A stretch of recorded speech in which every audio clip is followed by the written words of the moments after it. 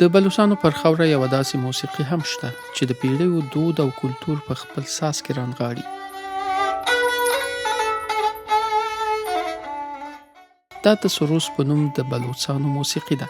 خاوند بوګتي یو داسې هنرمند دی چې یوازې موسیقي نه بلکې یو دود یې ژوندی ساتلی دی. هنر هغه دی چې له یو نسل څخه بل ته انتقال شي.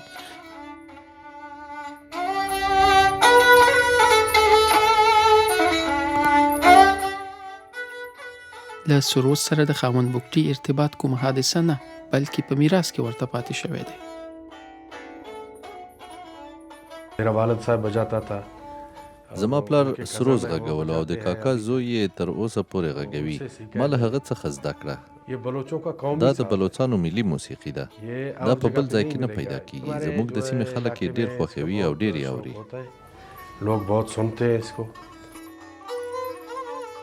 دا یوازې ساز نه بلکې فکري تجربه ده. خاوند بوګتي وایي چې سروز یوازې د اوریدو لپاره نه بلکې د پوهېدو لپاره هم دی.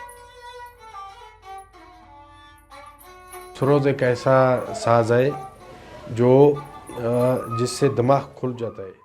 سروز یوه داسې موسیقي ده چې مغزه خلاصوي او د سړي په علم کې زیاتوالی راځي. که څوک پروګرامونو ته نه ځي او د خپل ذهن او علم د پراخولو لپاره یې زده کوي هم ډېره ګټه کوي. अपने इल्म के लिए अपने दिमाग के लिए अगर इसको सीखे उनको बहुत फ़ायदा होगा.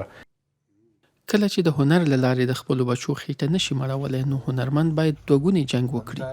یو له موسیقۍ او بل له ژوند سره.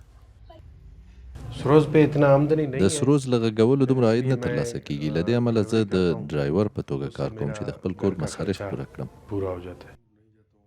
په ننني مصروف عصر کې ځینې سازونه د وخت په ګرداب کې ډوب شوي دي. سروز یو له هغو څخه دی چې مخ په خاموشه کېدو دی. सरोज बिल्कुल سروز په بلوچستان کې ډیر کم شوی دی. یو خدای یوه ستونزمنه موسیقي ده. د دې زده کول د موسیقي د نورو آلو په پرتله یو څه مشکل دي او بل دا چې خلک ډیر مصروفه شوي او دې ته پاملرنه نه کوي.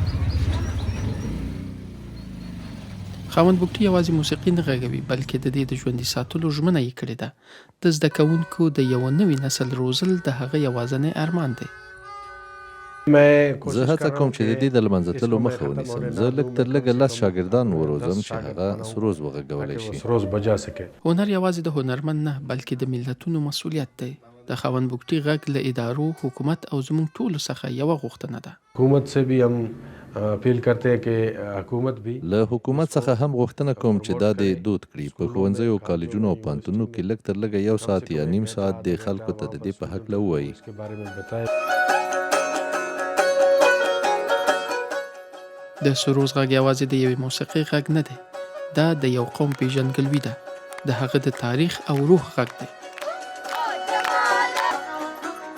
خاوند بوګتي د هغو ارزښتونو ساتونکی دی چې په کتابونو کې نشته او په موسیقۍ کې محفوظ دی. که نن یې غږ وانه اورېدل شي نو کیدای شي سبا دا غږ د تل لپاره خاموشه شي.